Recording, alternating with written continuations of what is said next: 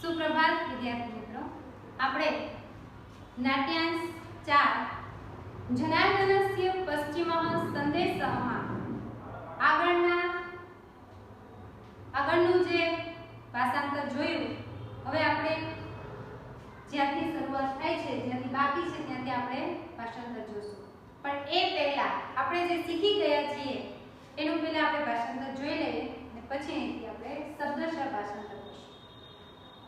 ઘટોત્કચ હસ્તિનાપુરની સભામાં પ્રવેશ કરે છે, ધૃતરાષ્ટ્રની સભામાં આવે છે અને એમ કહે છે કે અરે ઓ આપ શ્રી ધૃતરાષ્ટ્ર, સોનારી પુત્રોના જનક પાસે જાય છે, અભિવાદન કરે છે.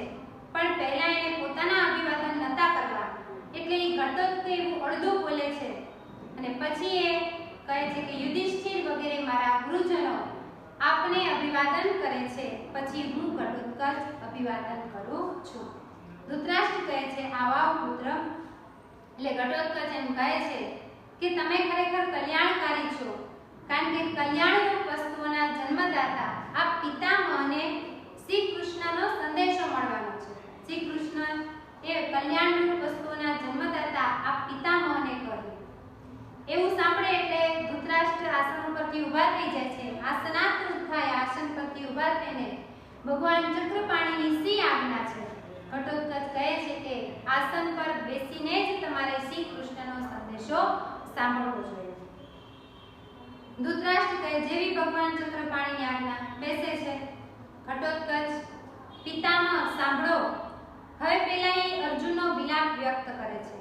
અરે રે બેટા અભિમન્યુ, અરે રે બેટા કુરુકુળના તેજસ્વી દીપક, અરે રે બેટા યદુકુળના અંકુર, તારી માતાને, મામાને અને મને પણ છોડીને પિતામહને મળવાની આશાએ સ્વર્ગ સિધાવ્યો છે. અહીં પિતામહ એટલે પાંડુરાજ. હવે જે પિતામહ આવે છે એ ધૃતરાષ્ટ્ર માટે વપરાય છે કે પિતામહ, એક પુત્રના વિનાશથી અર્જુનની આવી દશા થઈ તો આપની વડી કેવી થશે? કારણ કે ધૃતરાષ્ટ્રને તો 100 પુત્ર હતા.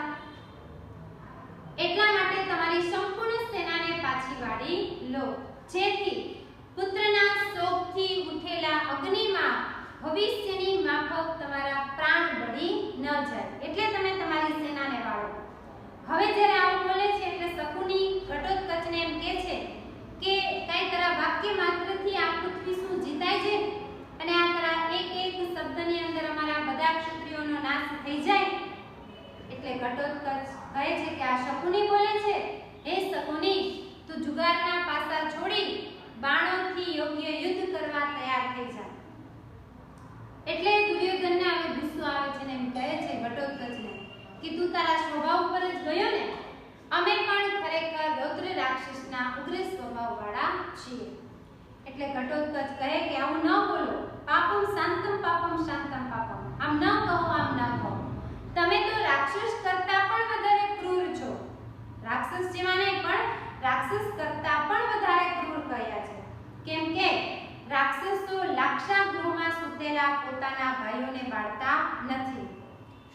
રાક્ષસો પોતાના ભાઈની પત્નીના મસ્તક ઉપર એ રીતે સ્પર્શ કરતા નથી.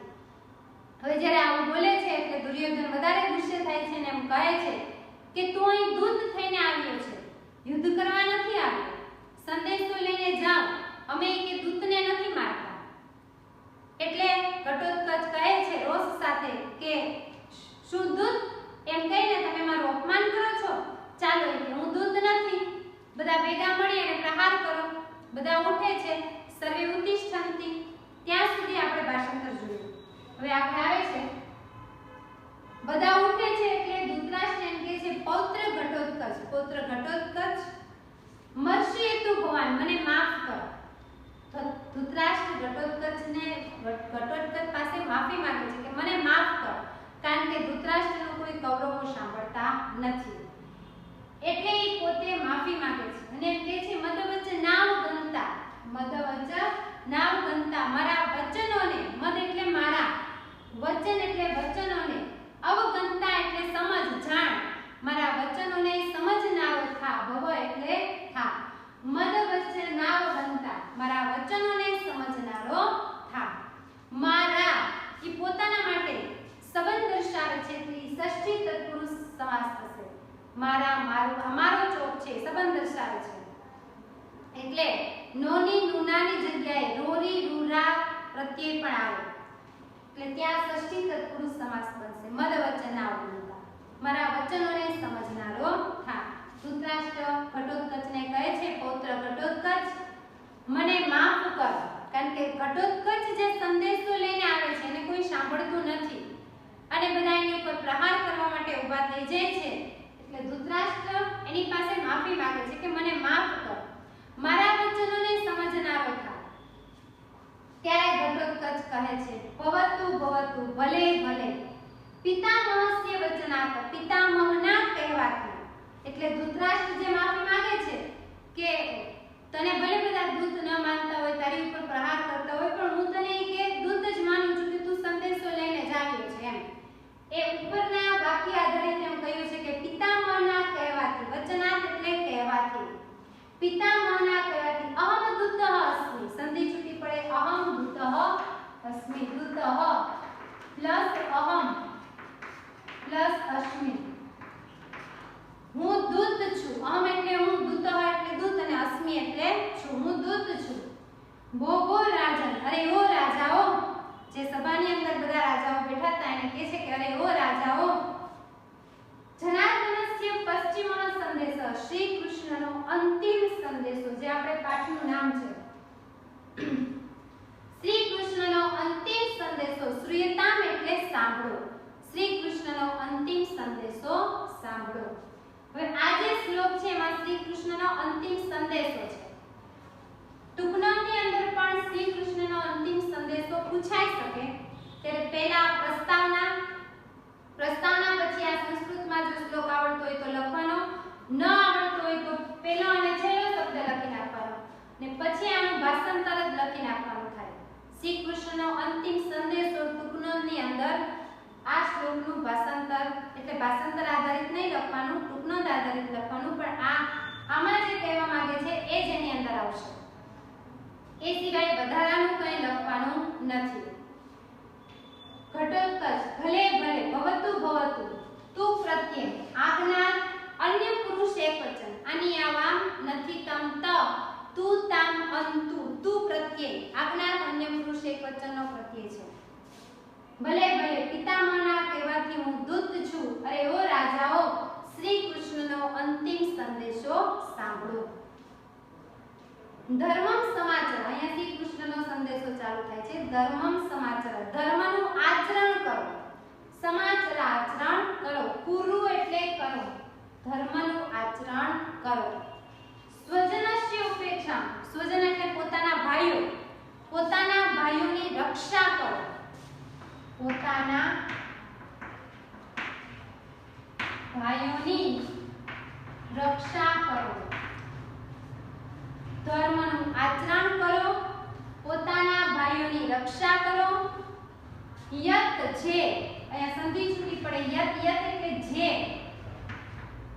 જે કંઈ મનસી, મનસી એટલે મનમાં, જે કંઈ મનમાં, કાંગસિતમ, કાંગસિતમ એટલે ઈચ્છેલું, જે કંઈ મનમાં ઈચ્છા હોય, ઈચ્છેલું હોય તે સર્વમ, સર્વમ એટલે બધું, તે બધું. ઈહ, અહીંયા સંધિ છૂટી પડે ઈહ, ઈહ એટલે અહીં, તે બધું અહીં, અહીં એટલે પૃથ્વી ઉપર, તે બધું અહીં, અહીં એટલે પૃથ્વી ઉપર.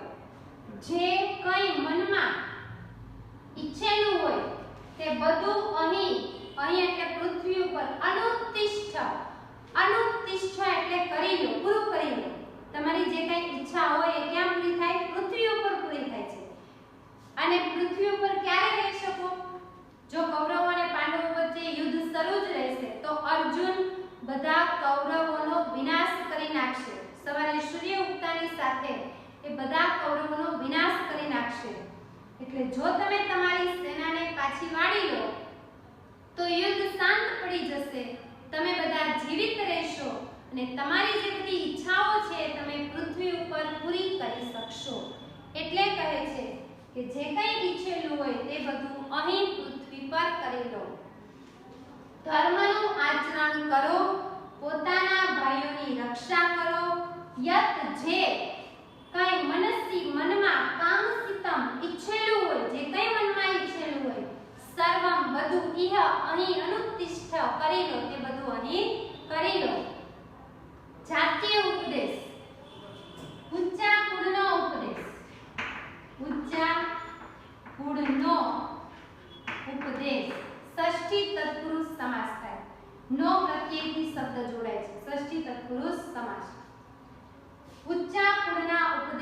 માફક પાંડવ રૂપધારી પાંડવોના રૂપમાં હિતકારી પાંડવ રૂપધારી એટલે પાંડવોના રૂપમાં હિતકારી પાંડવ રૂપધારી એટલે ગુજરાતી થશે પાંડવોના રૂપમાં હિતકારી પાંડવોના રૂપમાં હિતકારી ઊંચા કુળના ઉપદેશની ઈવ એટલે માફક ઈવનો અર્થ થાય માફક અહીં ભાષાંતર શરૂ થશે પાંડવોના રૂપમાં હિતકારી ઊંચા કુળના ઉપદેશની માફક પાંડવોના રૂપમાં હિતકારી ઊંચા કુળના ઉપદેશની માફક કૃતાંતઃ યમરાજ સૂર્યાંશુભિઃ સૂર્યના કિરણોની સૂર્યના કિરણો ષષ્ઠી તત્પુરુષ સમાસ થાય સૂર્યના કિરણોની સમમ એટલે સાથે વહ એટલે તમારી અને ઉપેસ્યતિ એટલે પાસે આવશે ઉપેસ્યતિ પાસે આવશે સમમ પ્લસ ઉપેસ્યતિ એટલે પાસે આવશે પાંડવોના રૂપમાં હિતકારી ઊંચા કુળના ઉપદેશની માફક યમરાજ સૂર્યના કિરણોની સાથે તમારી પાસે આવશે વહ એટલે તમારી કહેવાનો અર્થ એવો છે કે પાંડવોના રૂપમાં હિતકારી કોણ તો કે અર્જુન જે છે એ ઊંચા કુળના ઉપદેશની માફક અર્જુનનું કુળ ગુરુકુળ છે એનું કુળ ઊંચું છે અને એ સારો ઉપદેશ આપે છે કે તમે તમારી સેનાને વાળી લો અને આ જે યુદ્ધ છે એ શાંત પડે તો કોઈનો વિનાશ ન થાય એમ પાંડવોના રૂપમાં હિતકારી એટલે અર્જુન માટે વપરાય છે એવા ઊંચા કુળના ઉપદેશની માફક એ અર્જુન છે એ યમરાજનું રૂપ લઈ લેશે અને યમરાજનું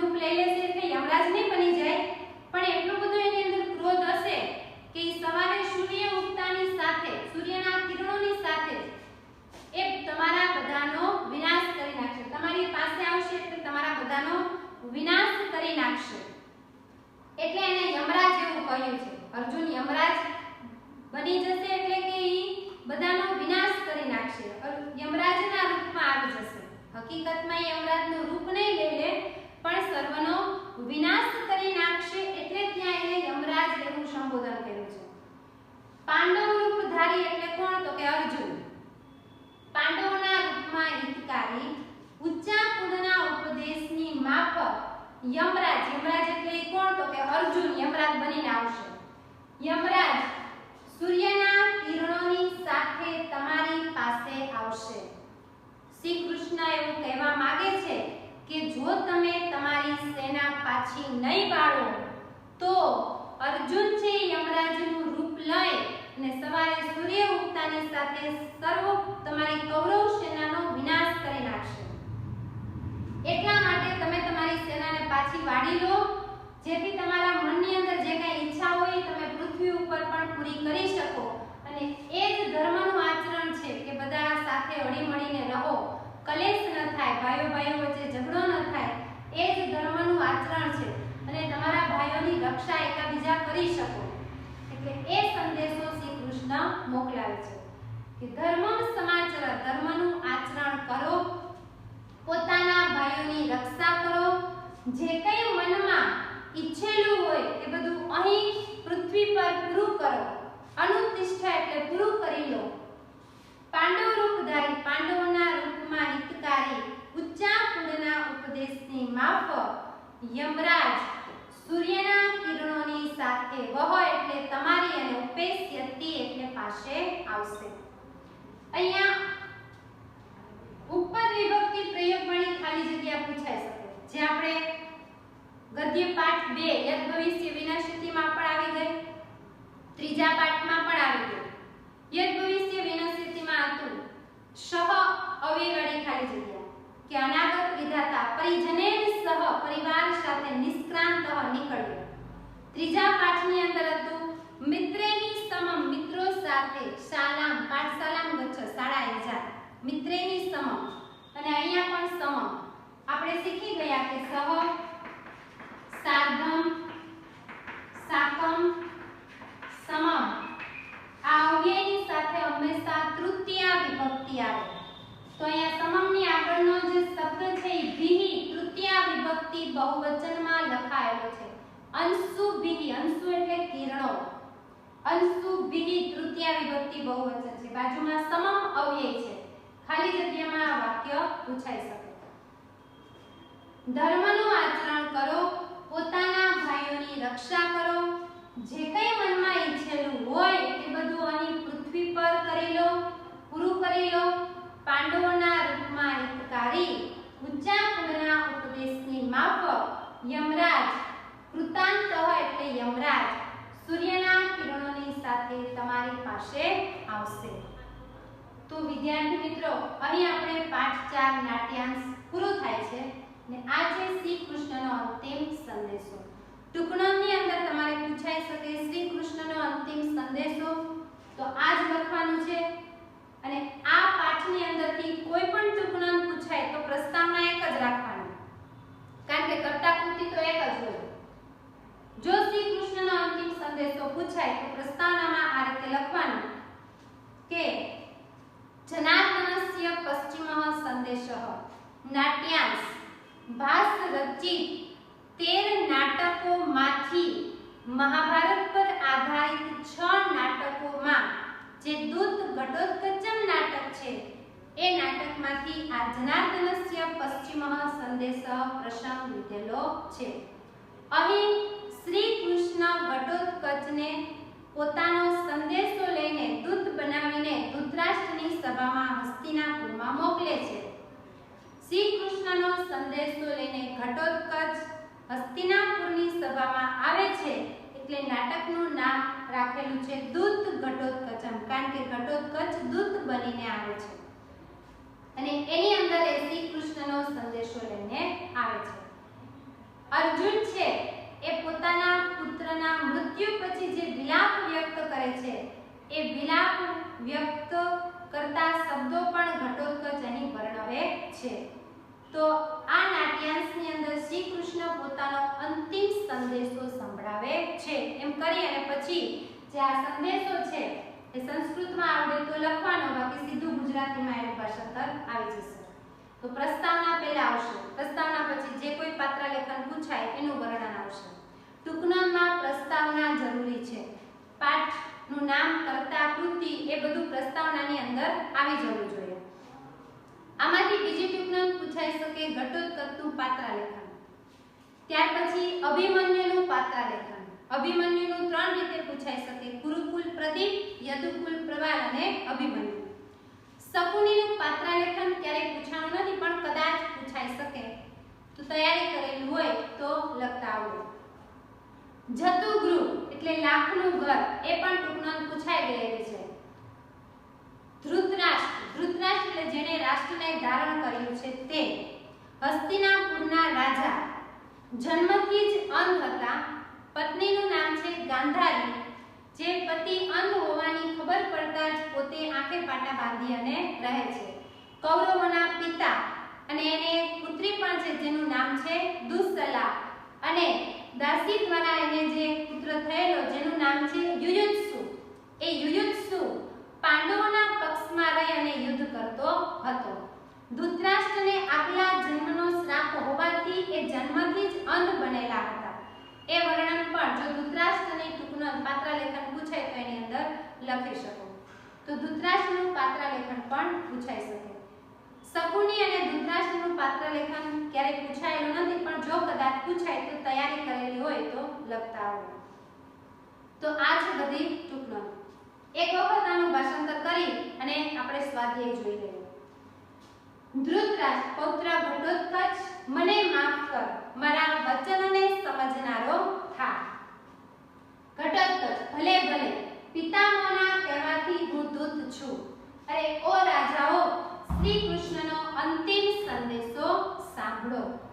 ધર્મનું આચરણ કરો, પોતાના ભાઈઓની રક્ષા કરો, જે કંઈ મનમાં ઈચ્છેલું હોય તે બધું અહીં પૃથ્વી પર પૂરું કરી લો.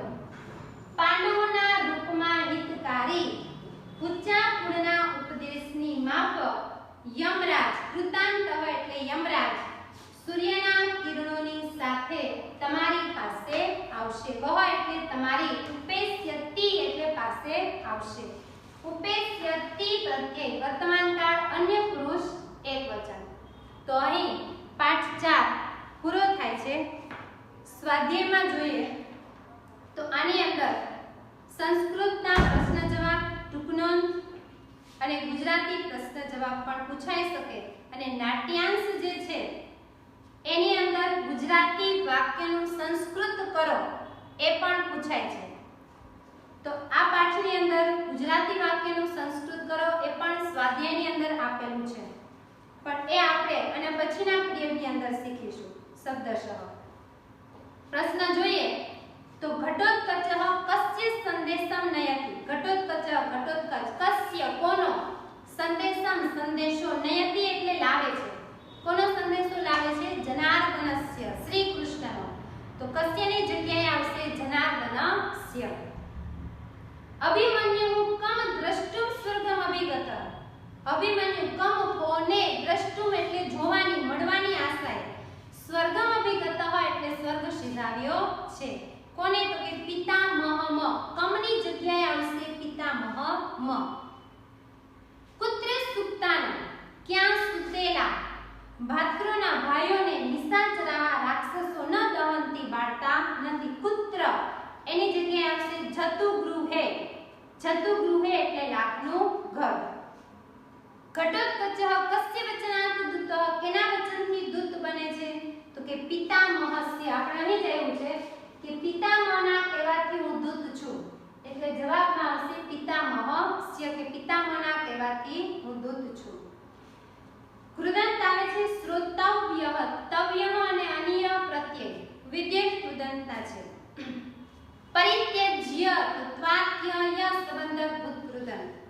અભિગત તો તહ તા તમ તાની તૌ તાહ કર્મણી ભૂત કૃદંત. ઉપસૃત્ય તો ત્વાત્યય એટલે સંબંધ ભૂત કૃદંત. દ્રષ્ટુમ તુમ એટલે હેત્વર્થ કૃદંત. કાંક્ષિતમ તમ તહ તા તમ તાની તૌ તાહ એમાં આવે કર્મણી ભૂત કૃદંત, જે આપણે કૃદંત શીખી ગયા છીએ. સંધિ એ જ્યારે આપણે સંધિ પ્રકરણ શીખીશું ત્યારે જોઈશું.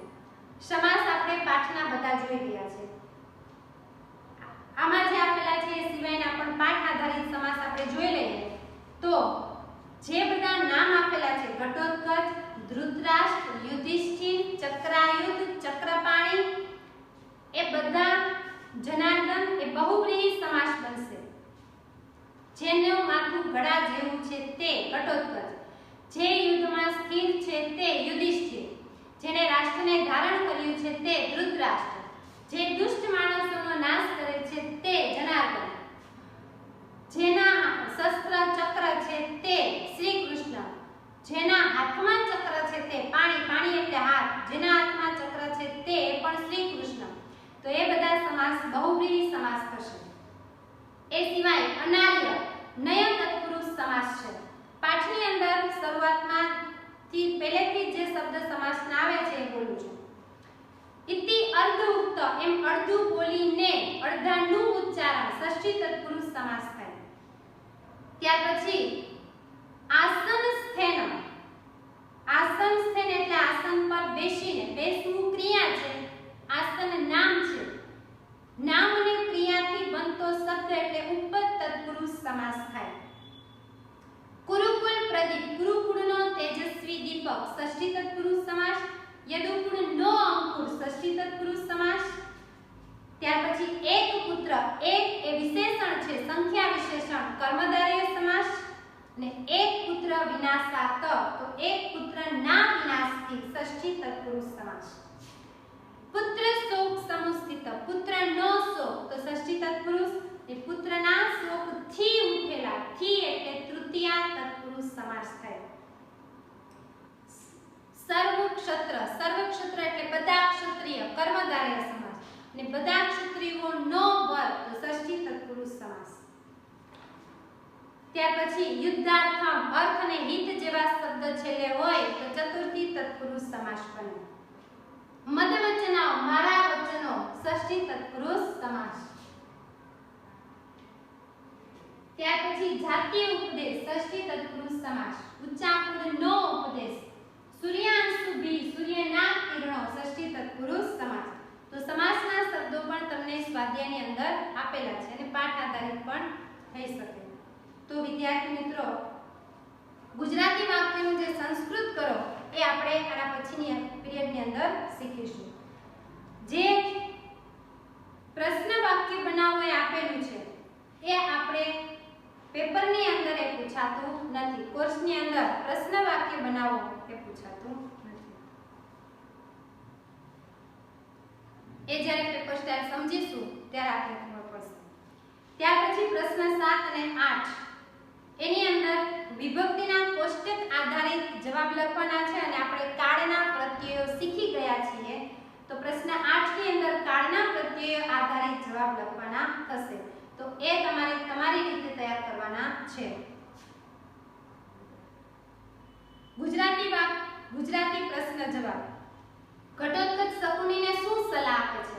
તો કહે છે કે ઝૂંટાના પાસા છોડી ને બાણોથી યોગ્ય યુદ્ધ કરવા તૈયાર થઈ જા. પછી ઘટોત્કચ દુર્યોધનને રાક્ષસથી પણ વધારે ક્રૂર શા માટે કહે છે? કારણ કે રાક્ષસો છે એ પોતાના ભાઈની પત્નીના મસ્તક ઉપર એ રીતે સ્પર્શ કરતા નથી. રાક્ષસો પોતાના ભાઈઓને, લાખના ઘરમાં સૂતેલા પોતાના ભાઈઓને બાળતા નથી. જે કાર્ય દુર્યોધને કરેલું એટલા માટે એને રાક્ષસથી પણ વધારે ક્રૂર કહે છે. અભિમન્યુનું મૃત્યુ થતા અર્જુન શું વિલાપ કરે છે? તો કે અરે રે બેટા અભિમન્યુ, અરે રે બેટા કુરુકુળના તેજસ્વી દીપક, અરે રે બેટા યદુકુળના અંકુર, તારી માતાને, મામાને અને મને પણ છોડીને પિતામહને મળવાની આશાએ સ્વર્ગ સિધાવ્યો છે. ટૂંકનોંધની અંદર પણ પૂછાઈ શકે, પણ ટૂંકનોંધ ના પૂછાય તો આપણે પ્રસ્તાવના લખવાની થશે. તો બસ વિદ્યાર્થી મિત્રો, શબ્દશઃ ભાષાંતર તૈયાર કરી અને સ્વાધ્યાય પણ તમારી રીતે સોલ્વ કરી લેજો. આપણે કાળના પ્રત્યયો શીખી ગયા છે અને વિભક્તિના કોષ્ટક આધારિત તમે જવાબ લખી શકશો. વ્યાકરણ સાથે શબ્દશઃ ભાષાંતર તૈયાર કરી લેજો. અસ્તુ.